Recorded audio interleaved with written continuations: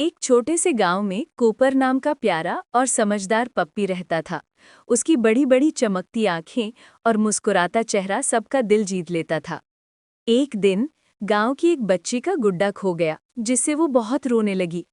Cooper ने अपनी नाक से जमीन सूंघते हुए हर जगह खोजा और आखिरकार वो गुड्डा पेड़ के नीचे मिला। बच्ची खुश होकर कूपर को गले लगा ली। उस दिन से कूपर गांव का सबसे प्यारा हीरो बन गया। जहां भी जाता सब उसे प्यार से पुकारते, कूपर तुम सबसे अच्छे हो।